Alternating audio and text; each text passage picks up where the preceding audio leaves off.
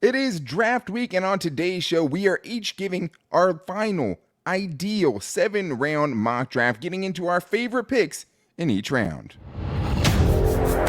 You are Locked On Chargers, your daily podcast on the Los Angeles Chargers, part of the Locked On Podcast Network. Your team every day.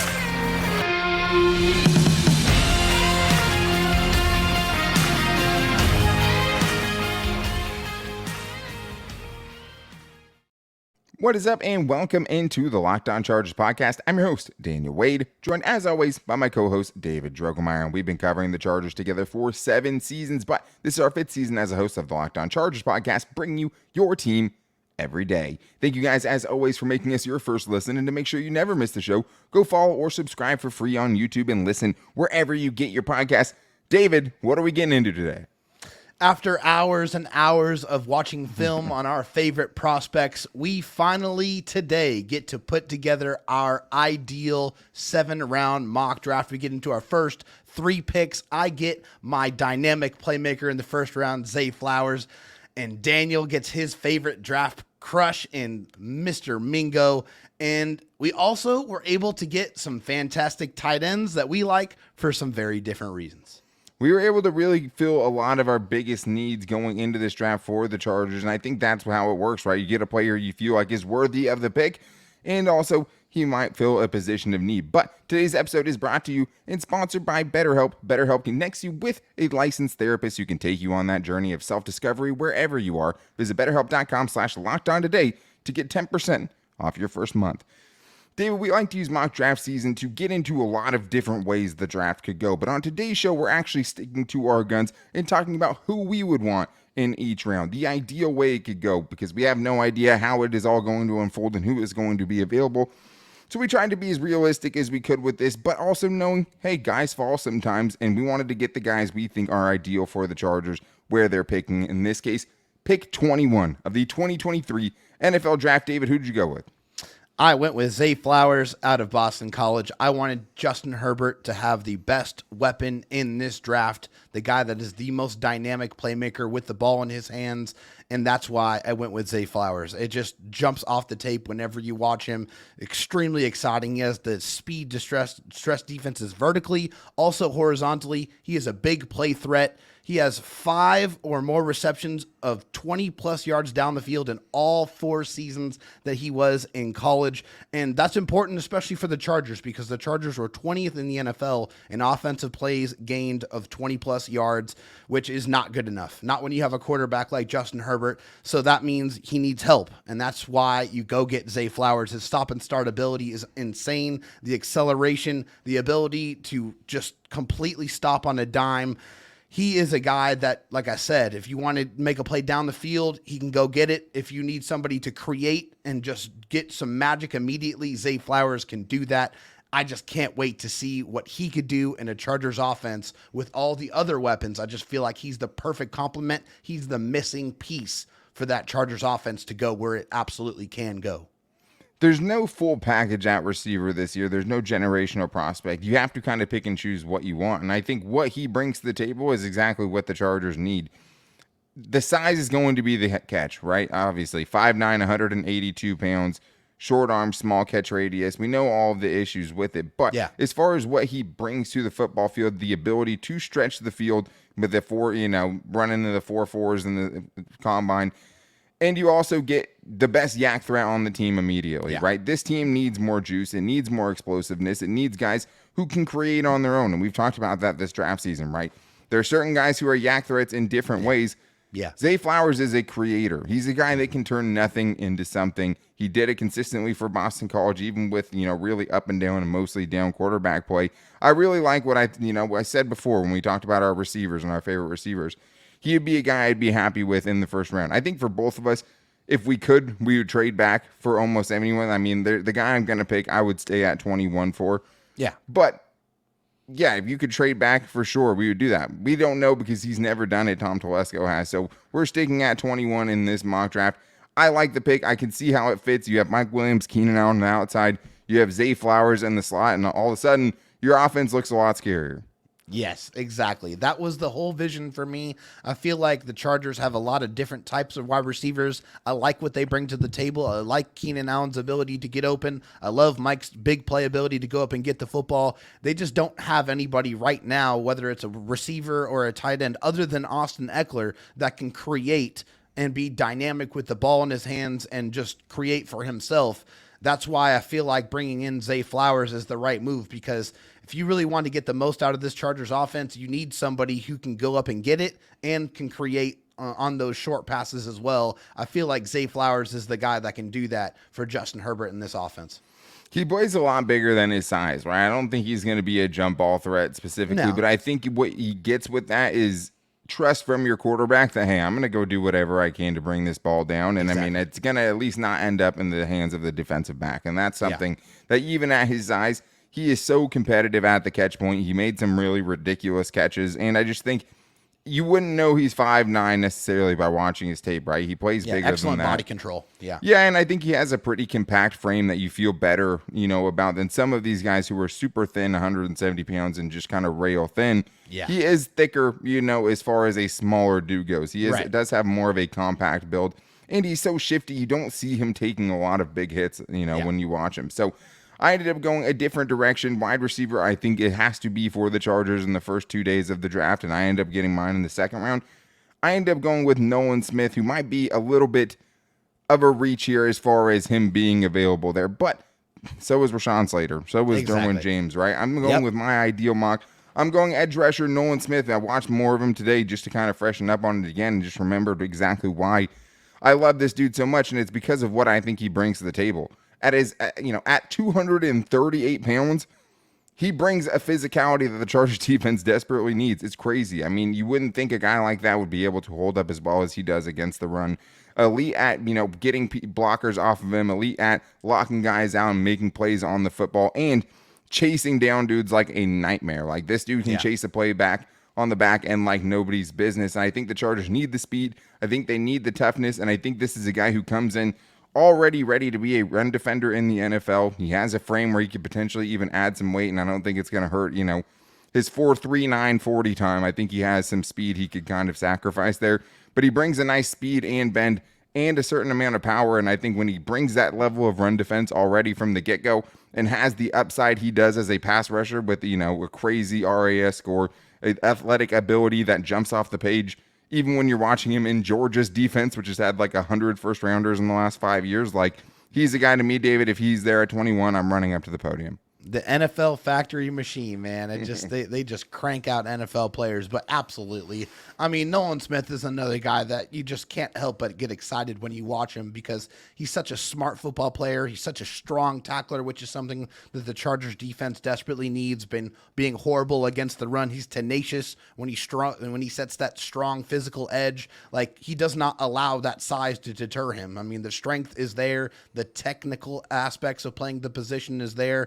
And yeah, he didn't have the crazy high sack numbers, but you know that there's more in there. And he understands. He has a good pass rush repertoire. I just don't feel like he was able to utilize it or was put in enough positions to be able to showcase that enough. But I know that ability is there. He is one of the very rare athletes in this draft class, and you can definitely see the immediate ways he can make the defense better, which is why I feel like you would be excited if the Chargers were able to grab Nolan Smith. Yeah, he's just a different kind of athlete, man. I mean, he just makes plays he shouldn't be able to make. And I think, technically speaking, his hands and things like that could use a lot of work. There's a lot of, tools he could put in the tool belt as far as just a pure pass rusher. And he's going to be behind a couple of technicians that can help along the way. Yeah. And the downside for him specifically, as part of the reason you didn't see the production, is because he was on a, group of monsters, right? Yeah. The Georgia defense the last 2 years. And also, he was hurt last year. He's recovering from a torn pec.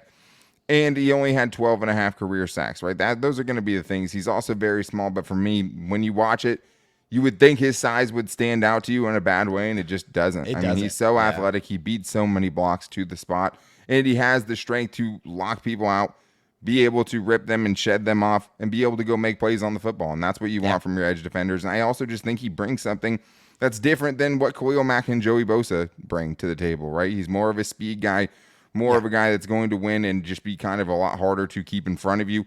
He brings those things. I think he can contribute in 2023, and I think down the road, he's a guy that could be a potential cornerstone for your defense. So that's for me why I ended up going with him in my ideal first round. But somehow I'm not as excited about him as I am about my second round pick because I had to get receiver. I knew it was a big time issue for the Chargers that I wanted to address early on in this draft because I do think it drops off at a certain point in the draft as far as the receiver talent, even if there's no elite guys at the top. I got Jonathan Mingo in the second round, and David found his edge rusher to kind of fill that void and a guy that he's excited about. But I do need to tell you guys that today's episode is brought to you by BetterHelp.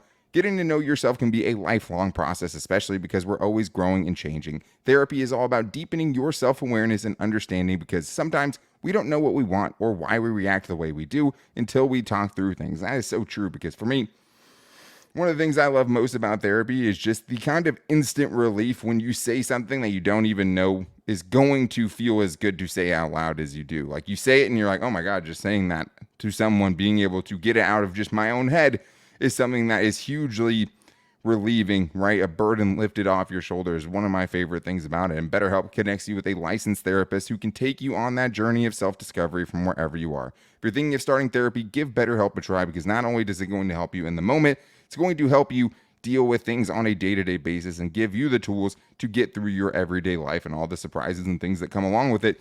Discover your potential with BetterHelp. Visit BetterHelp.com/LockedOn today to get 10% off your first month. That's BetterHelp, HELP.com/LockedOn.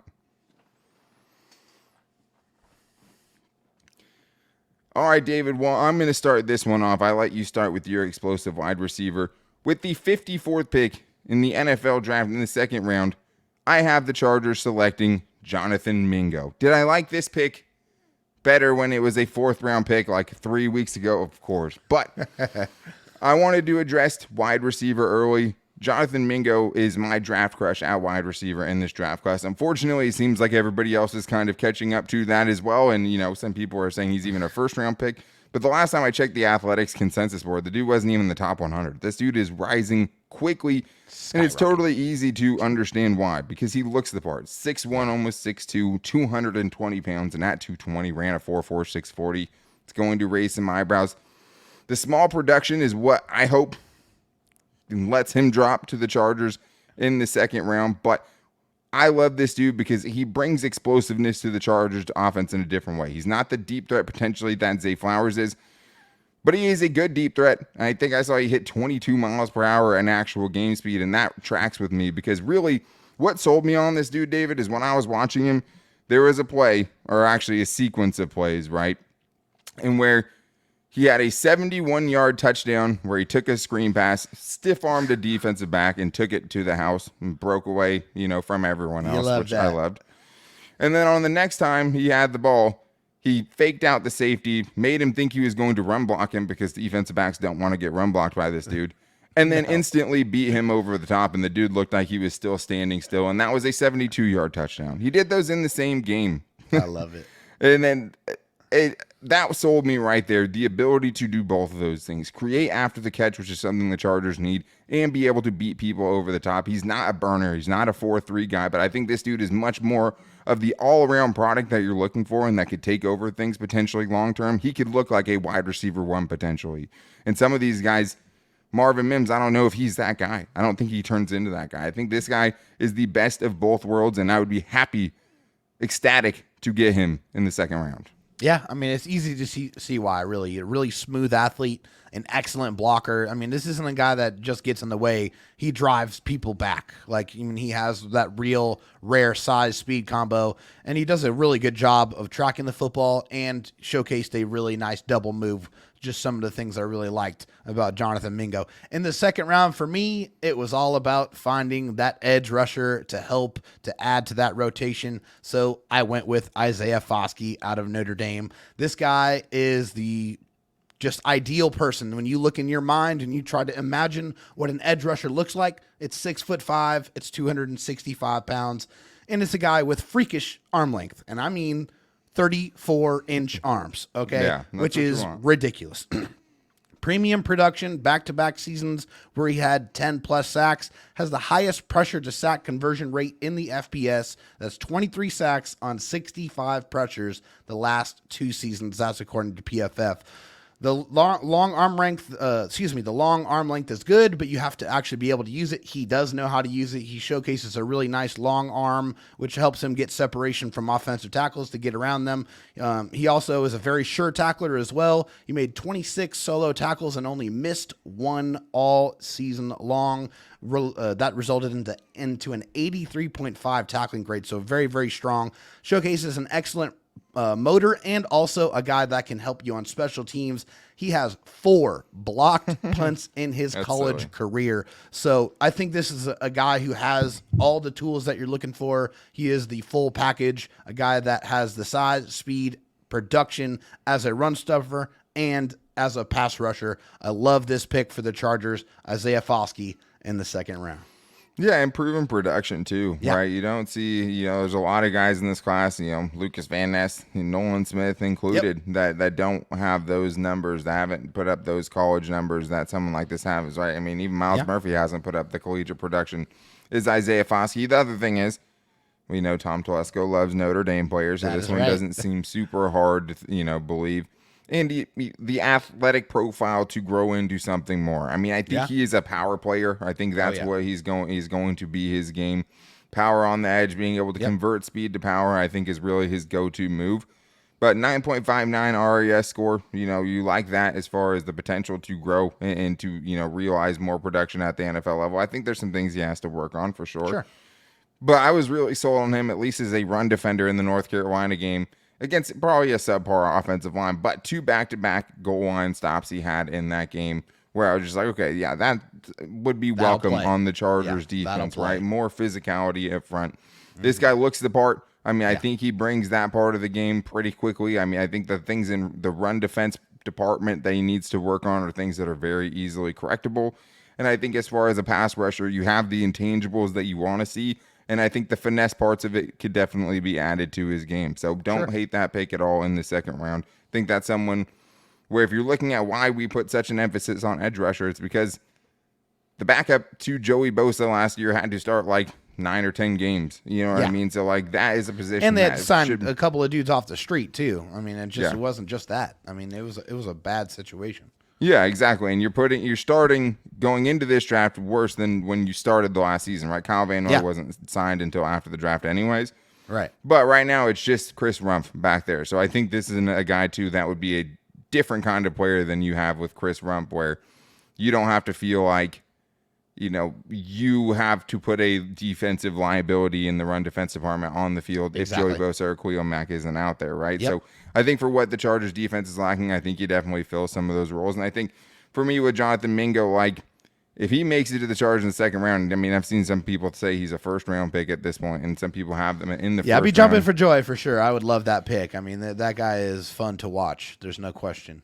Yeah, it just feels like there is a lot left to as far as like, I mean, at least like 4 times in like the 3 games I was watching today, it felt like he could have had another touchdown, right? And the quarterback just missed him. Right, you got to remember that Justin Herbert's going to be the one throwing him the football, and you got to imagine what that could look like because Justin Herbert is so incredibly accurate, not just mobile, but when he's standing in a clean pocket, there's not a throw that he can't make. So you just got to imagine what he could do with a Jonathan Mingo.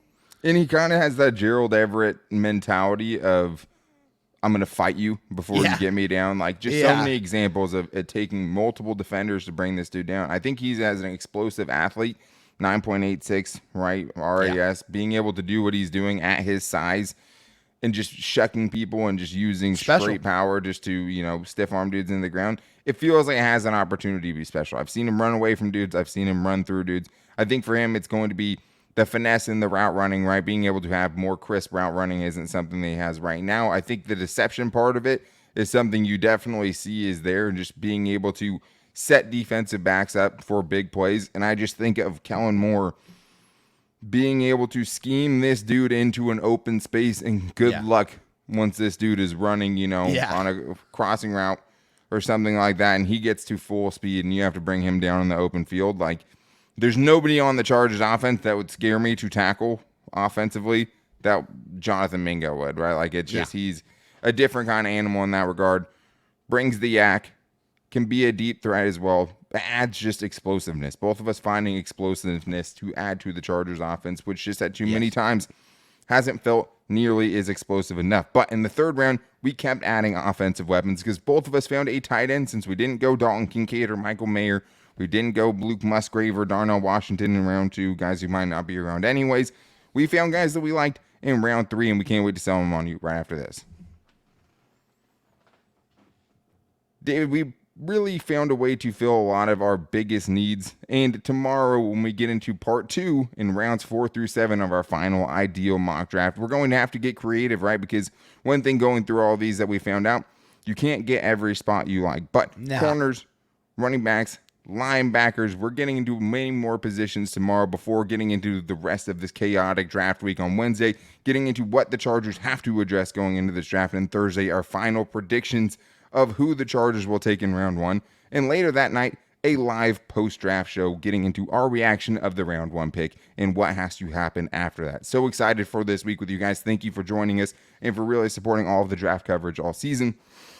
In the third round, David, this is big because in this scenario, a non-trade back scenario is where the Chargers have their last pick inside the top 100. And I think there's a lot of quality dudes that can be found inside the top 100. After that, everything gets a little dicier.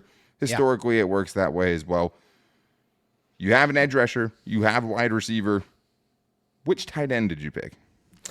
That is the question, right? More dynamicism for the Chargers offense was the goal here. Pick 85. I feel like who'd they get? They can add more of that by grabbing Sam LaPorta out of Iowa. This guy has what you're looking for. If you're looking for an offensive weapon, 6'4", 250 pounds here. Great production, too. Over 110 catches in his last 2 seasons. This guy's really good in the open field, too, and it's very noticeable. 30 broken tackles on 111 catches the last 2 years. He has real speed, too, for a tight end. He's a 4.5, 9.40 guy, and he's the only tight end with 20-plus forced missed tackles in 2022. This guy is hard to bring down, too. He's not a guy that if you feel like you're going to go one-on-one with him and get him on the ground, that's not happening. He's going to take 2 or 3 of you guys to drag him to the ground. He also has some flexibility where he can play in line. He can play from the slot. He can also play from the outside as well. He also makes a lot of physical catches as well. He's not a guy that's going to shy away from contact. And, like I said, he looks the part. He looks every bit of an NFL tight end. He is a qualified blocker as well. I feel like he can still, probably add a little bit to that. But as a pass catcher, he's dynamic right away. And I feel like he has enough tools as a run blocker to continue to improve and turn that into a weapon of his game as well. Sam LaPorta is like a Dalton Kincaid light to me. Another guy that feels like he gets the most out of his carries. I don't know if he's bowling dudes over, but it just seems like he has enough wiggle that people aren't really ever hitting him squarely, right? And you have to kind of hit him square to bring him down. I'd say he's much more of a receiving option than a blocking option. He's 32-inch arms, a little smaller as far as being able to hold up against strength guys like that, but that's fine. I mean, you're looking for weapons.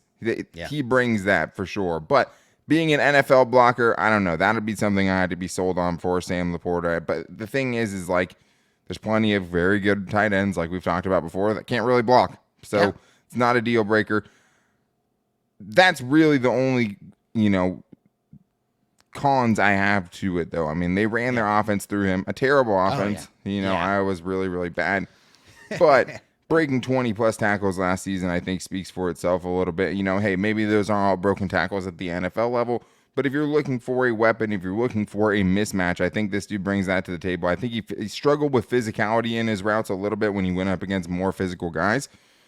But when that wasn't the case, I mean, a very easy separator at the tight end position, a lot of separation, got himself, knows where to go once he gets the ball in his hands, knows his leverage, knows how to kind of make tacklers, out of place and just kind of attack their leverage and make them have to take kind of weird attempts at tackles and breaks arm tackles and things like that. I liked a lot of what I saw from Sam LaPorta, a very electric tight end option that could be had maybe on day 2. I ended up going a similar direction. I have a tight end as well. I ended up going with North Dakota State Tight end, Tucker, or South Dakota State. All these North Dakota, South Dakota FCS teams, figure it out. Tucker Kraft, the 85th pick in the NFL draft, the tight end from South Dakota State. A guy who has also been kind of rising up draft boards, probably a guy who's either a late second or early third round pick potentially. But this is my ideal draft, and this is where I got him. He's Dane Brugler's 49 ranked prospect, or he was when I checked. But in Pro Football Focus, he's over 100. The Athletic has him about 80. The Chargers are picking at 85, just to give you an idea of the percentage of chances he could be around there. Has the athletic traits for sure. 9.67 RAS scored, 4.69 40. Not, explosive, not dynamic, but very much good enough. Speed to stretch the seam that shows when you watch him, and also shows some power at the point of attack. I don't even think he was the best blocking tight end on his own team. They had a bigger dude for that, but when they asked him to do it, and they asked him to do it quite a bit, they ran a lot of 2 tight end sets, which is something that Kellen Moore likes to use a lot. He was able to do it, and even at times be able to move people out of the way. A very good sense of where the run is going to go, can ride guys kind of through the pocket or around the pocket if he needs to. You're not going to put him face up against defensive ends on a down-by-down basis.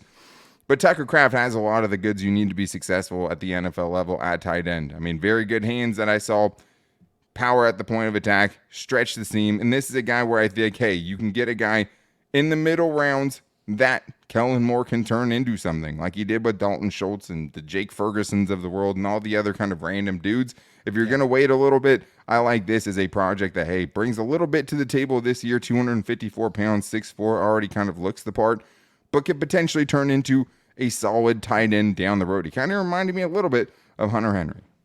Yeah, I mean, I could definitely see that for Tucker Kraft. I mean, this was a guy who, at a small school, you want to make sure that this is a guy who looks like a man among boys, and that's exactly what I saw when I watched him. He definitely was the best athlete on the field a lot of the times. He got open very, very easily. He did have that speed to attack the seam. Feel like he had some very good wiggle and strength to carry defenders. Also strong enough to redirect defenders in the running game, and he was a pretty sound pass protector as well. So I can definitely get on board with Tucker Kraft. There's ways in my mind I can see the Chargers offense utilizing him in those 2 tight end sets. I can imagine him with Donald Parham, and man, that would be really, really difficult to try to figure out what they're going to do, and very fun to watch.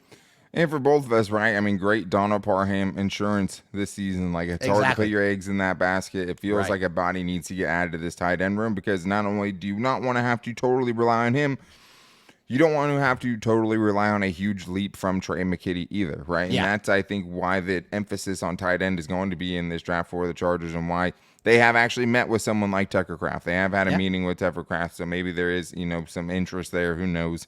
Those meetings don't always mean something, but sometimes they do. So it's super thick dude, looks the part. I think is crafty enough to keep getting open, even though he's not an elite athlete, crafty. And I just think that he also has potential to turn into a starting level, above average level tight end down the road. And I think that's what you want. Somebody who can contribute now. Because even if you take a tight end in the first round, right? Like, tight end, it's so hard to be productive right away. Sure. Once you get in, it's one of the hardest positions to kind of, transition to, David, at the NFL level. So you want to know somebody, kind of has at least something they could bring to the table this year. If you're getting that in the third round, if you're finding someone who can contribute, be a special teams player, be someone that can get in sub packages on offense, get into that 2 tight end set and not feel like you have 2 guys who might be run liabilities in there. I think we both kind of went the right direction with it. Absolutely. It's all about just adding more production from that tight end position, adding guys that we feel like could fit in, that have ability to have that skill translate immediately and still have room to get better and better at the NFL level. Yeah. And I feel like we have both got athletes that can do that. So we would be very excited with either one of these guys. Yeah, and in our ideal mock drafts, we hit 3 the biggest needs that the Chargers have, tight end, edge rusher, and wide receiver. I think edge and wide receiver are both something, that you really, really want to make sure you attack on days 1 and 2. We don't know how the Chargers kind of feel about their needs at those positions, right? Especially wide receiver after bringing back Jalen Guyton. Maybe they feel like that's a day 3 need. To me, it's a day 2 max need, and I think they need to add some more explosiveness, and we did that. Both of our guys brought really, really good explosiveness, and I think as far as tight end goes, Gerald Everett's here for one more season. Like, I think the worst case scenario is you get to the end of 2023 and you don't have Gerald Everett coming back, and you have another inconclusive season from Donald Parham, and now you have to find a tight end. You have to draft a tight end. You have to sign a big money tight end. Like, and they won't have the space to do that, right? So I think this is setting up for the future. Nolan Smith is setting you up for the future. Zay Flowers helps you now, right? But, like, you can always find guys to surround somebody like that, because he's like a guy who works great off the ball, even though he has to have the ball in his hands to kind of be productive. Like, he doesn't need other guys around him to necessarily be doing big things or to help complement him. Like, he'll always be a dynamic weapon if he works by out, himself. Right, exactly. So I think that's what we were going for. But tomorrow we have very, very big needs to fill, and it's going to be a very big week for the Chargers in this draft week, and a lot for us to keep getting into. So tomorrow, part 2 of the 7-round Chargers mock draft, our ideal picks, trying to find value late. We still have, haven't talked about any safeties yet, haven't talked about any cornerbacks yet. A lot of people want a running back. We're getting into at least a little bit of all of those positions tomorrow as we try to round things out and get guys who can potentially contribute in some way, some form or facet.